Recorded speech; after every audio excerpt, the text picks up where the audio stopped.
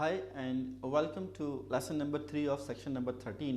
अभी मैंने आपको बेसिकली लेसन नंबर 2 में क्रिटिकल पाथ मेथड की एक एग्जांपल कराई और उसमें हमने डायग्राम को देख के जो क्रिटिकल पाथ की डेफिनेशन है उसकी डिस्कशन की।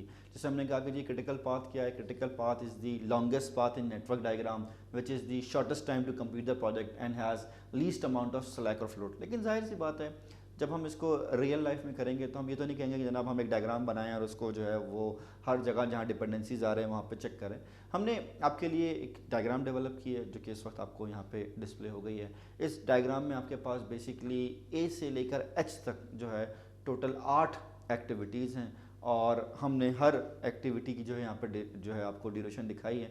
देखिए ये जो डायग्राम आपको नज़र आ रही है ये थोड़ी सी डिफरेंट है जो आपने अभी से थोड़ी देर पहले देखी थी। आई वुड से कि जो मैंने आपको लेसन नंबर 2 में डायग्राम दिखाई थी इसको आप एरो डायग्रामिंग मेथड या एक्टिविटी ऑन एरो भी कह सकते हैं और यहाँ पर हम इसको काइंड ऑफ प्रेसिडेंस डायग्रामिंग मेथड या एक्टिविटी ऑन नोड भी कह सकते हैं। मैंने आपको साथ में एक पीडीएफ शीट भी दी है and I would recommend you कि आप उसको मेरे साथ साथ इस एक्सरसाइज को परफॉर्म करें। आप उस शीट को डाउनलोड करें और उसका प्रिंट आउट निकालें and then you should start the activity with me.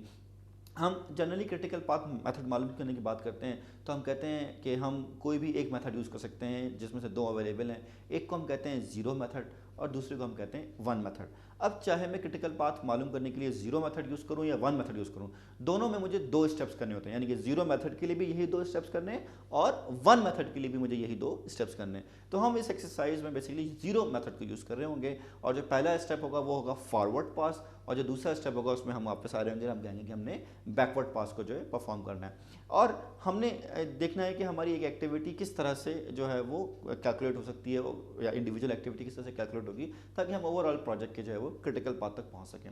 Critical path तक पहुंचने के लिए आप यहाँ देख रहे हैं कि अभी तक हम हर एक्टिविटी की एक ही एट्रीब्यूट को देख रहे थे। वो एट्रीब्यूट क्या था? हमारे पास ड्यूरेशन। लेकिन अब हमारे पास एक्टिविटी के 5 एट्रीब्यूट्स हैं। वो क्या है?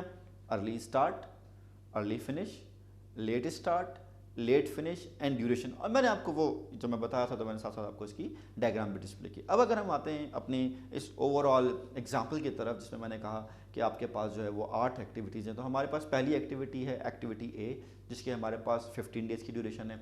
दूसरी एक्टिविटी है हमारे पास बी जो कि ए पर डिपेंड कर रही है, इसकी 10 डेज़ की एक्टिविटीज़ है। और बी के बाद हमारे पास बेसिकली दो ऑप्शंस आ रहे हैं, एक्टिविटी सी और एक्टिविटी ई।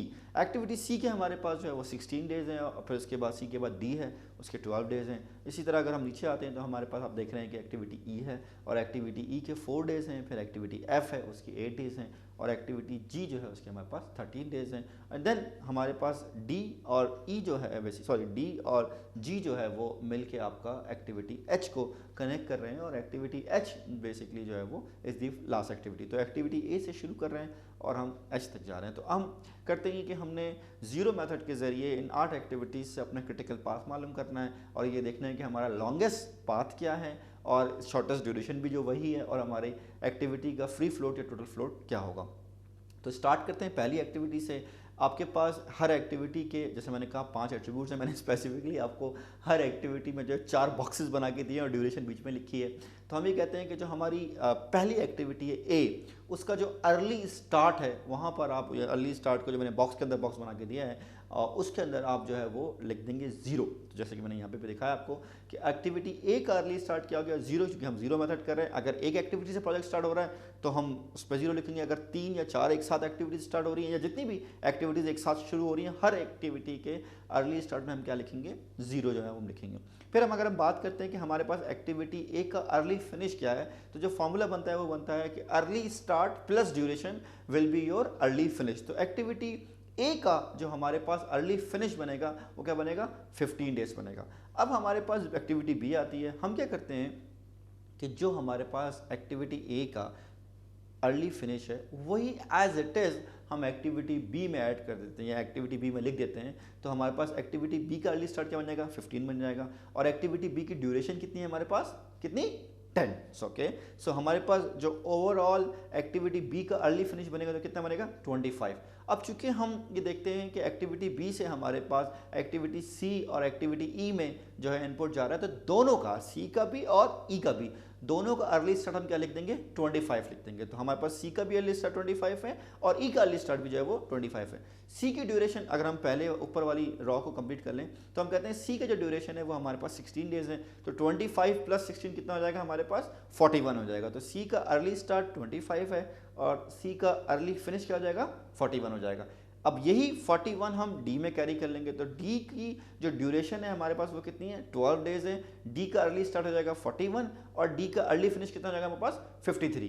तो हमारे पास जो है वो यहाँ तक आ गया। अब डी जो है बेसिकली एच को ज्वाइन कर रहा है लेकिन डी अकेले ज्वाइन नहीं कर रहा, डी के साथ साथ जी भी आ रहा है। तो पहले हम नीचे वाली रॉ को कंप्लीट कर लेते हैं। तो अगर हम देखते हैं ई, तो ई का हमारे पास अर्ली स्टार्ट जो कि 20 से आया था वो था 25 और ई की ड्यूरेशन हमारे पास 4 है। तो बेसिकली 25 प्लस 4 कितना हो जाएगा 29। तो ई का अर्ली फिनिश क्या हो गया हमारे पास 29 हो गया।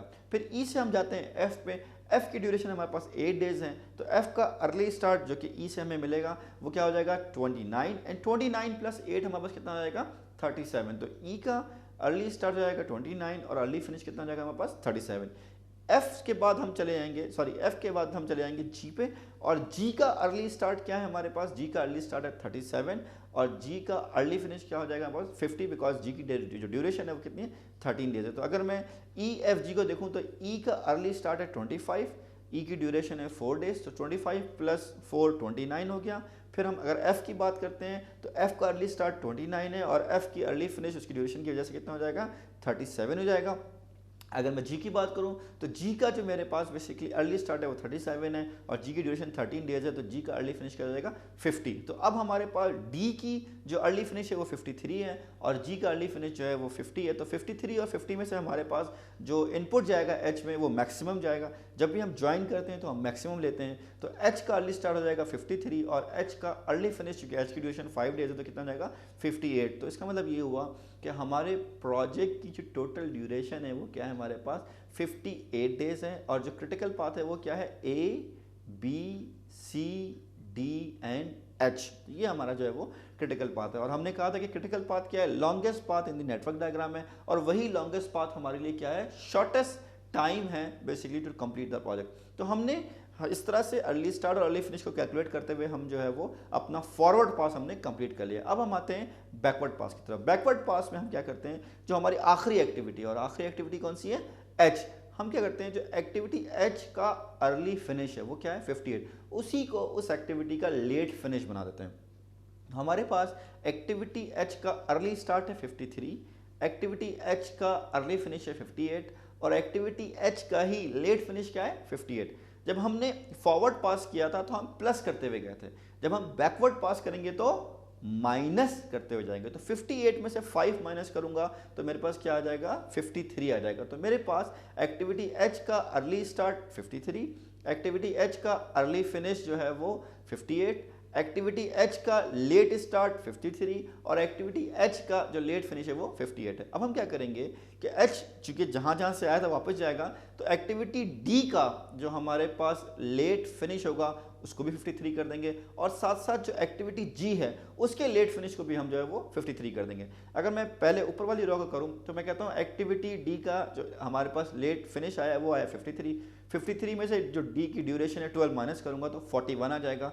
तो मेरे पास एक्टिविटी डी का जो लेट स्टार्ट होगा वो कितना हो जाएगा 41 हो जाएगा। इसी तरह हम यही 41 जब वापस सी में लेके जाएंगे तो सी का जो लेट फिनिश होगा वो 41 हो जाएगा और 41 में से 16 को मैं माइनस करूंगा तो कितना हो जाएगा कितना 25। ओके सो हमारे पास एक्टिविटी सी का जो लेट स्टार्ट है वो 25 है। तो अगर हम देखें एक्टिविटी सी का अर्ली स्टार्ट 25, एक्टिविटी सी का अर्ली फिनिश 41, एक्टिविटी सी का लेट स्टार्ट 25 और एक्टिविटी सी का जो लेट फिनिश है वो 41 है। अब हम नीचे वाली रॉ को देख लेते हैं जी का हमारे पास जो लेट फिनिश आ रहा है वो आ रहा है 53 में से 13 को मैं माइनस करूंगा जो कि जी की ड्यूरेशन है तो मेरे पास उसका लेट स्टार्ट आ जाएगा तो वो हो जाएगा 40। तो हमारे पास जो जी का अर्ली स्टार्ट है वो होगा 37 और जो अर्ली फिनिश होगा वो होगा 50 और इसी तरह हमारे पास जो लेट फिनिश होगा वो 53 होगा और लेट स्टार्ट होगा 40। यही हम जी का जो 40 हमारे पास लेट स्टार्ट आया उसको हम मूव कर देंगे आपके एफ में। एफ का जो लेट फिनिश है वो 40 हो जाएगा, 40 में से 8 माइनस करूंगा तो मेरे पास एफ का लेट स्टार्ट आ जाएगा वो क्या होगा 32। तो एफ का अर्ली स्टार्ट है 29, अर्ली फिनिश है 37, एफ का लेट स्टार्ट है 32 और एफ का जो लेट फिनिश है वो कितना है हमारे पास 40।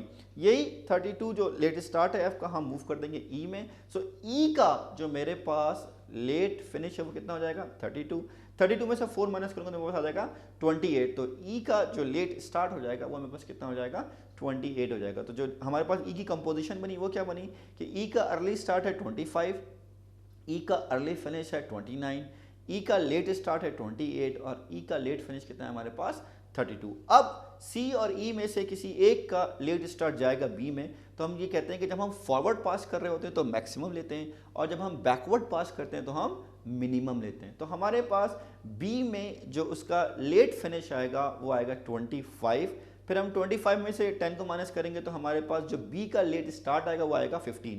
तो जो बी की कंपोजिशन बनी वो कुछ इस तरह से बनी कि बी का अर्ली स्टार्ट है हमारे पास 15, बी का अर्ली फिनिश है 25, बी का लेट स्टार्ट है मेरे पास 15 और बी का जो लेट फिनिश है वो है 25। फिर यही 15 जो बी का लेट स्टार्ट है हम मूव कर देंगे ए में।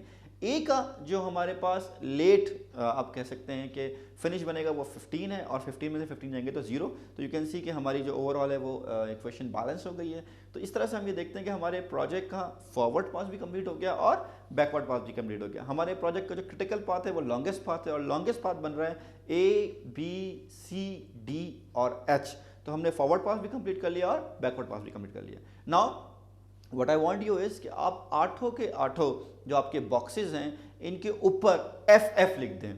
सो प्लीज क्विकली, ए के ऊपर एफ एफ, बी के ऊपर एफ एफ, सी के ऊपर एफ एफ, डी के ऊपर एफ एफ, ई के ऊपर एफ एफ, एफ के ऊपर एफ एफ, जी के ऊपर एफ एफ और एच के ऊपर F F. Done? Sure? Very good. Now इसी तरह आप हर एक्टिविटी के बॉटम पे टी एफ लिख दें टोटल फ्लोट का। तो हम ये कहते हैं एक्टिविटी ए के बॉटम में टी एफ, बी के बॉटम में टी एफ, सी के बॉटम में टी एफ, डी के बॉटम में टी एफ है, ई के बॉटम में टी एफ के बॉटम में टी एफ, जी के बॉटम में टी एफ और एच के बॉटम में टी एफ।